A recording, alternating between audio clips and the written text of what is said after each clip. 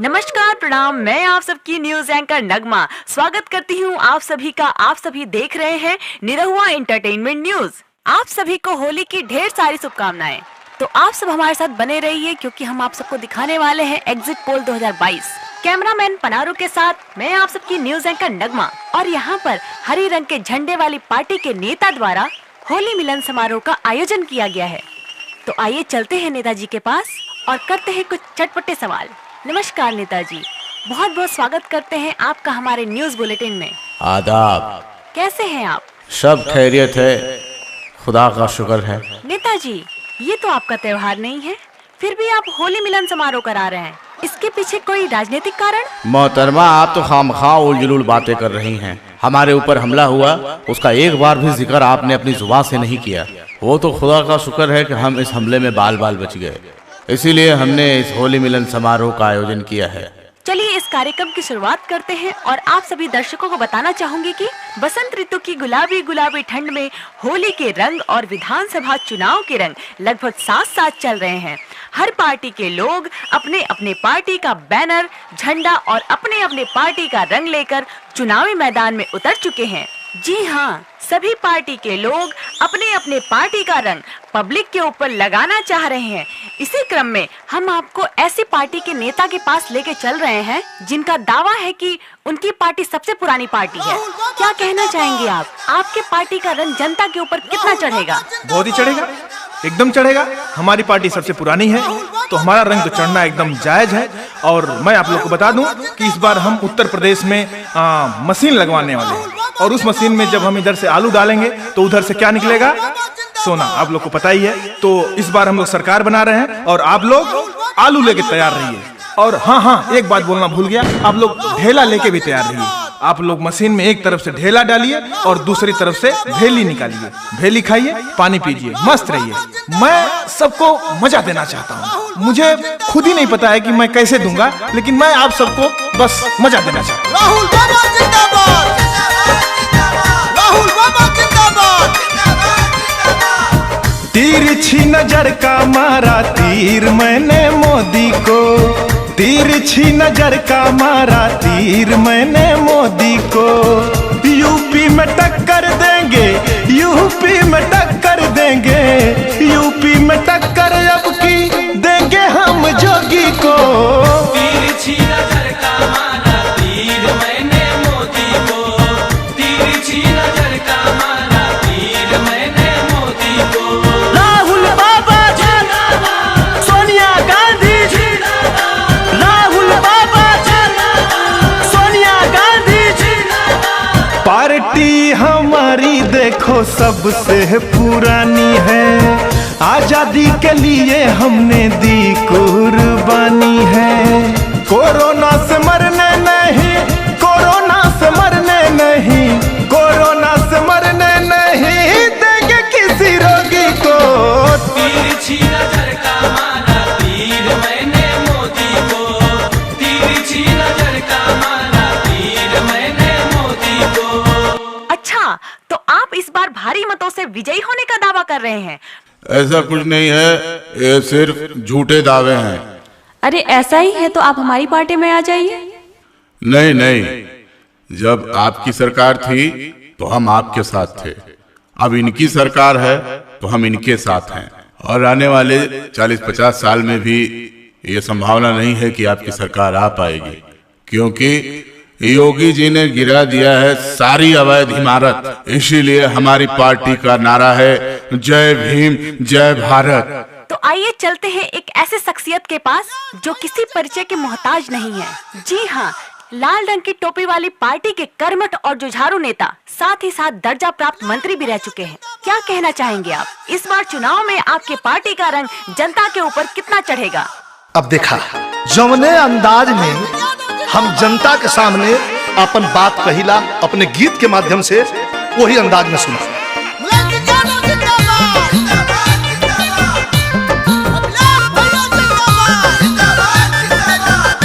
अब की public support बेसुमार मिली हो, समाजवादी पार्टी जिंदाबाद। अब की पब्लिक सपोर्ट बेसुमार मिली हो, सीट हम हन के, सीट हम हन के 400 के पार मिली हो। सीट हम हन के 400 के पार मिली हो। भैया अखिलेश के जनता का प्यार मिली हो। सीट हम हन के 400 के पार मिली हो। सीट हम हन के 400 के पार मिली हो। सीट हम हन के 400 के पार मिली हो। अखिलेश भैया जिंदाबाद, जिंदाबाद जिंदाबाद समाजवादी पार्टी जिंदाबाद। जिंदाबाद जिंदाबाद। बहुत बहुत धन्यवाद आपका। और अब हम चल रहे हैं ऐसे शख्स के पास जो कि बिरहा गायन, लोकगीत गायन और सैकड़ों भोजपुरी फिल्मों में अपनी एक्टिंग का लोहा मनवा चुके हैं। उसके बाद बीजेपी पार्टी के बैनर तले उस शख्सियत के खिलाफ चुनाव लड़े जो कि लाल टोपी वाली पार्टी के मुखिया कहे जाते हैं। जी हाँ, दिनेश लाल यादव जी, जिनको लोग निरहुआ के नाम से भी जानते हैं। बहुत बहुत स्वागत करती हूँ दिनेश लाल यादव जी आपका हमारे शो में। नमस्कार, आप सभी लोगों को होली की शुभकामनाएं। दिनेश जी, अभी आपने देखा होगा और सुना होगा कि लाल रंग की टोपी वाली पार्टी के कर्मठ नेता 400 से ज्यादा सीटें लाने का दावा कर रहे हैं। आप क्या कहना चाहेंगे? इस बार क्या प्रतिक्रिया है आपकी? देखिए, वो मेरे बड़े भाई हैं, मेरे गुरुजी भी हैं और मेरे पिता तुल्य हैं। मैं उनकी बात तो काट नहीं सकता हूँ। हाँ, पर मैं ये कह सकता हूँ कि हम लोग 300 से ज्यादा सीट लेके आ रहे हैं और सरकार बना रहे हैं। दिनेश जी, आपको बीच में रोकना चाहूंगी। आप लोग ऐसे कैसे दावा कर सकते हैं कि 300 सीटें लाएंगे और सरकार बनाएंगे? क्यों नहीं बनाएंगे?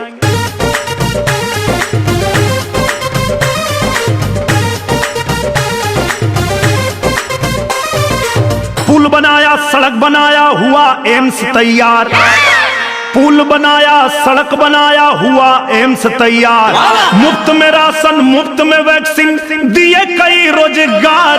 समझे? तब क्यों ना बनेगी हमारी सरकार, तब क्यों ना बनेगी हमारी सरकार। तब क्यों ना बनेगी हमारी सरकार, तब क्यों ना बनेगी हमारी सरकार। और सुना, अरे बता दा। गैस सिलेंडर, शौचालय भी लौके द्वार द्वार। 3-3 बेरी किसान पावे साल में 6000। तब क्यों ना बनाएंगे हम सरकार, बोलो क्यों ना बनेगी हमारी सरकार। तब क्यों ना बनेगी हमारी सरकार, तब क्यों ना बनेगी हमारी सरकार। योगी बाबा जिंदाबाद, जिंदाबाद जिंदाबाद योगी बाबा जिंदाबाद। जिंदाबाद जिंदाबाद। ए निरहुआ, ढेर फुटुर फुटुर मत बोल। जन्मावे केहू आ खिलावे केहू। मतलब आप कहना क्या चाहते हैं? जन्मावे केहू और खिलावे केहू, इसका मतलब आप साफ शब्दों में बताएं नेताजी। एकर मतलब ई साफ है कि योजना कुल हमहन का आ ई लोग फीता काट काट के आ घूम घूम फोटो खिंचावत हो।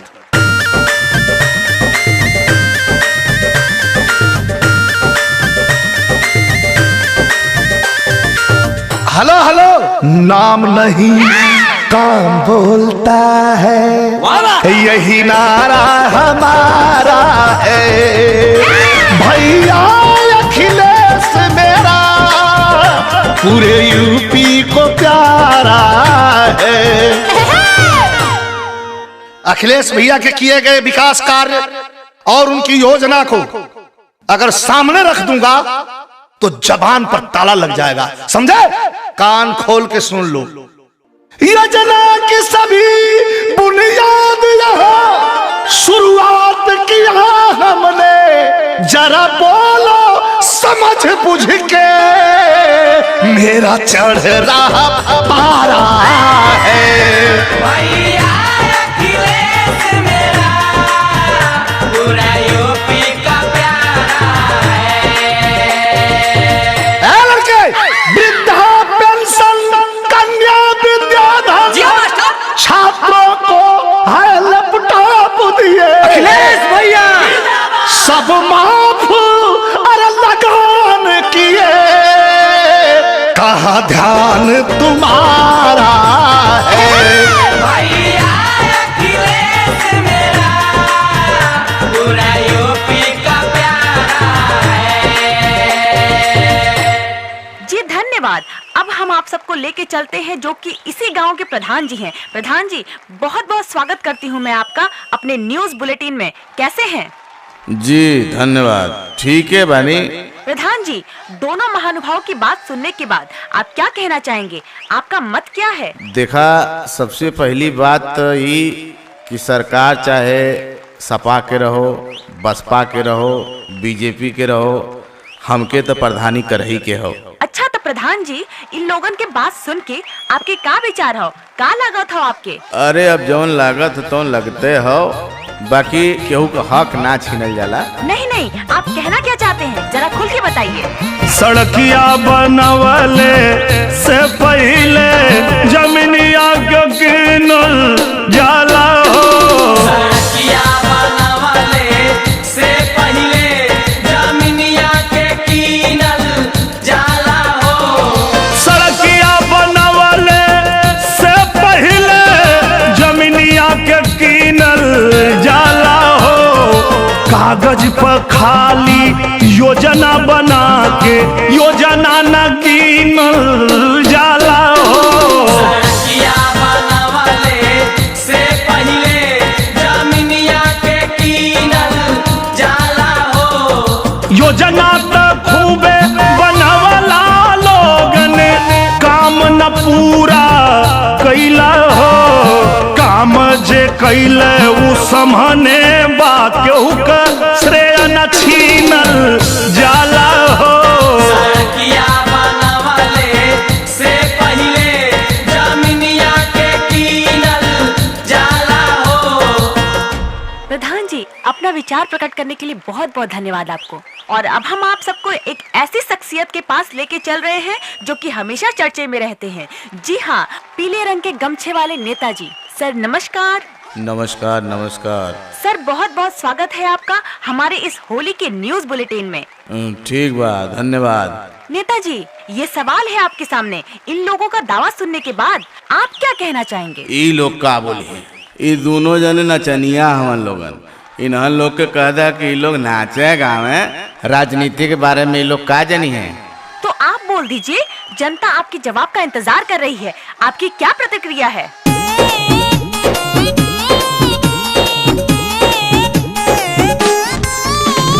गर्जल कानू कलवार, नाऊ खट्टिक जाट सोनार, पसुला तनले खड़ा लोहार। ओटवा मांगे आवा तब न पता चली। नोनिया बनिया दुनिया यार, अहिर गड़ेरी डोम चमार, मुसहर झाड़ू ले तैयार। ओटवा मांगे आवा तब न पता चली। केवट धोबी गोड़ पठान, लाला कुर्मी कोयरी खान, चबरी तान खड़ा चौहान। ओटवा मांगे आवा तब न पता चली। ओट में लंबी चौड़ी हकला, गांव के नाही सरहद डकला, 5 बरिस ले कहवा रहला। ओटवा मांगे आवा तब न पता चली। माई बहिन का क्रिया खाई, सबही मनबा ले ले बनाई, गठबंधन ही टूट न पाई। ओटवा मांगे आवा तब न पता चली। ओ, इसका मतलब इस बार खेला होगा।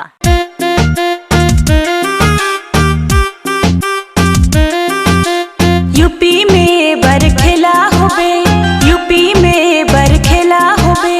खेला होबे रे दादा, खेला होबे, खेला होबे रे दादा, खेला होबे, खेला होबे, खेला होबे। जय श्री राम। हम तुम लोगों का जय श्री राम से नहीं डरता। खेला होबे, खेला होबे। खेला ना, खदेड़ा हुई खदेड़ा। सर, आप अपने बिरादरी वालों के बारे में कुछ नहीं बोले, क्या कहना चाहेंगे?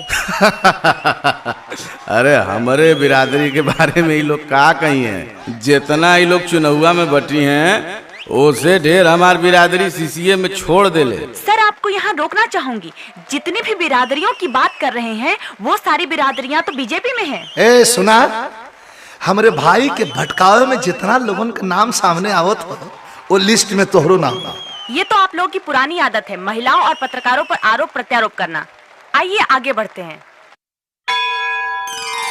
जय श्री राम।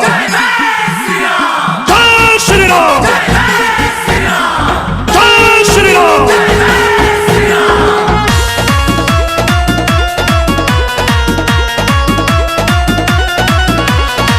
आने वाले आ रहे हैं, आने वाले आ रहे हैं। भगवा, हाँ भारत में भगवा लहराने वाले आ रहे हैं। भारत में भगवा लहराने वाले आ रहे हैं। भारत में भगवा। नरेंद्र मोदी जिंदाबाद, नरेंद्र मोदी जिंदाबाद, योगी बाबा जिंदाबाद। भारत में भगवा लहराने वाले आ रहे हैं। काशी सजी है देखो, अयोध्या सजी है, कृष्ण की बसूरिया मथुरा में बजी है।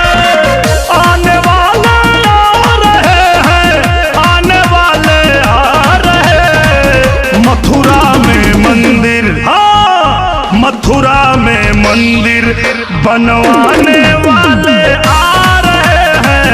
मथुरा में मंदिर बनवाने वाले आ रहे हैं।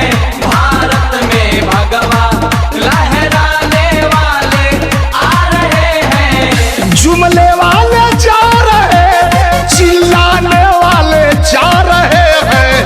यूपी में साइकिल, अरे यूपी में साइकिल दौड़ाने वाले आ रहे हैं।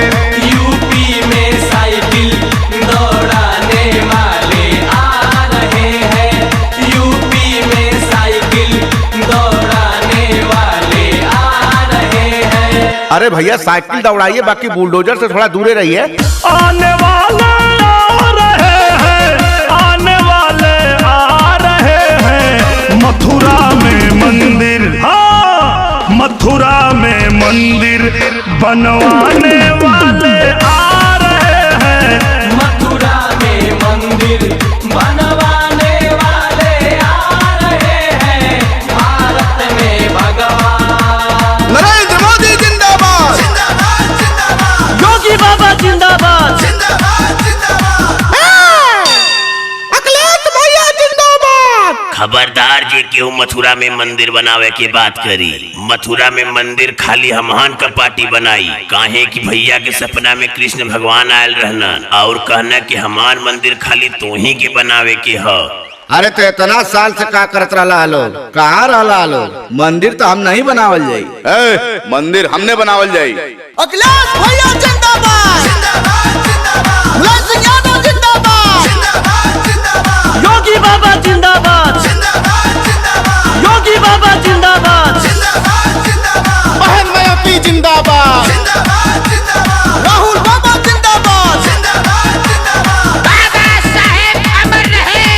जय सुहेलदेव। हमारे संग्राम चलबे, ममता दीदी जिंदाबाद। चुप बौका, मंदिर हम लोग बनाएंगे। ए भैया जी थोड़ा शांत हो जाइए, तनी हम लाइव आवे चाहे, तनी पूरा इंडस्ट्री के लोड हम रही ऊपर बा। कहाँ बार लाइव आवता रे? जो लकीर खींच दिया उसी पे रेंगो, बस बैठो चुपचाप। अरे शांत हो जाइए, शांत हो जाइए। आप लोग आपस में क्यों लड़ रहे हैं? अरे भाई माला वाला लाइए, इन लोगों का भी स्वागत करिए। बहुत बहुत स्वागत है आपका हमारे शो में। भैया जी थोड़ा झुकिए ना। पूरा इंडस्ट्री का लोड हमारे ऊपर है, मैं झुकेगा नहीं साला। पूरा इंडस्ट्री से अकेले लड़ेगा। ये लोग का काम है लड़ल, इन लोग के लड़ेगा। मंदिर हमारे पार्टी बनाई। अब भाई सबके समझा देते हो, आती ना हमसे। चुप, अब भाई एक फट मारा ना लगवा लहू फेंके। अब फरियाल तू फरी पे, तू फरी पे। बताइए तो क्या भैया? तो बता दे। छोड़ नहीं तो मार बान बना दे। तो बता दे।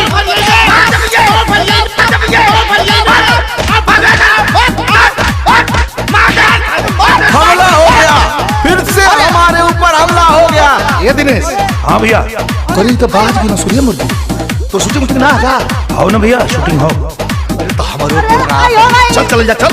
अरे आओ कवि जी छूटत हो। संगवा लेला नहीं तो जे खपसाई जई हां पूरा बाज गल हुआ। अरे भाई कपार फाट गए। अब खचवा कपार फाटा ना भागल जाला मल। चल करे ए परवेश, कवि जी के लिए आवाज निकाल। महेंद्र का कपार फूट कर। ए कवि जी चला निकला, आपका बैठा दवा। ये कुल देखत ना हुआ, यहाँ लकीर खिचत मिटावत हुआ, खांच दिया। चला घर चला। एकर जवाब हम जरूर देब। जब राजभरे का बेटा मुख्यमंत्री बने तो एकर जवाब हम छोड़ा अभी कुल कचाइन चला घरे। होली के दिन अब यह कुल होगी कुछ खाल पियल जाए। अरे नेताजी, ये तो चारों भाई निकल लिए। अरे जंग है कहाँ, सट्टा कटविया तो हमारा ही पल हो। तो जैसा कि आप सब देख रहे हैं, यहाँ राजनीति एक तरफ है और भाईचारा एक तरफ है। तो आप सबसे यही कहना चाहूंगी, चुनाव और राजनीति के चक्कर में पड़ के आपसी भाईचारा ना खराब करें। हैप्पी होली। भारत माता की